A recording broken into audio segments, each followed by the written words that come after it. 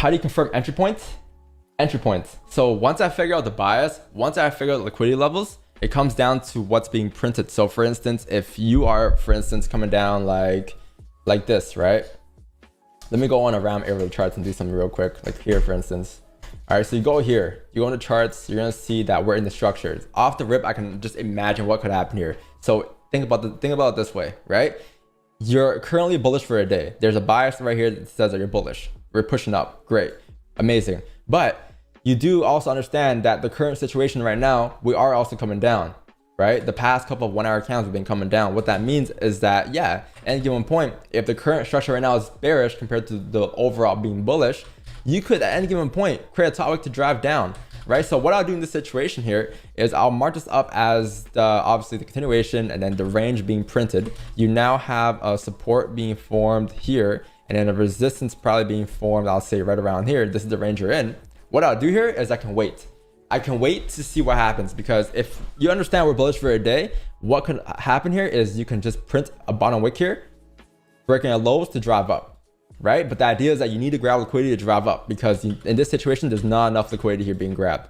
And I don't see why you would pull back without grabbing liquidity. So to drive up here, I would like to want to see a bottom wick, the break of lows, and then push up. And then if you were to drop down for the situation, if you're going off of the most recent structure, what needs to happen here is you need to print a top wick and then a closure below the range like this. And then that will be an indication that we're going to drive down. But I'm not going to take anything in this range here. So I'm going to see what happens here and look to take my entries off of that. So pushing up, top wick, okay, cool. Top wick didn't close below the range yet. You need a closure below the range to identify anything. Didn't close below the range yet. Still within the ranges, right? Still in, so not doing anything yet. Still in the ranges. What time is this? This is dead Asian session. Okay, let me, I would prefer this in New York session, but still in the range, all right? So can't do much yet. Let me just go ahead and put this here so you guys can see what's up. Right, so that's the range we're in basically. We're trying to identify what can possibly happen here.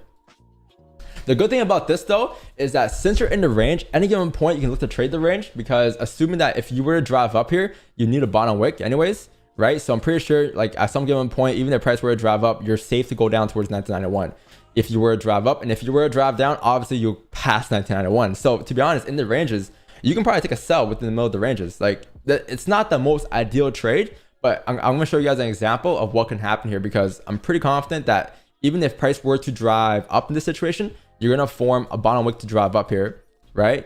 And then if you were to drive down the situation, you're going to form a top wick to drive down, which means that like regardless, like you have a kind of win-win situation in terms of you can pop down towards 1991. But you have to understand that 1991, 1992 areas, like this zone here, I'll say, will be your break-even point in terms of at that point, you want to move stocks to break even, because that could be a level of rejection, right? That's the idea behind the trade, that you have an advantage point coming down towards 91. So let's see what happens here.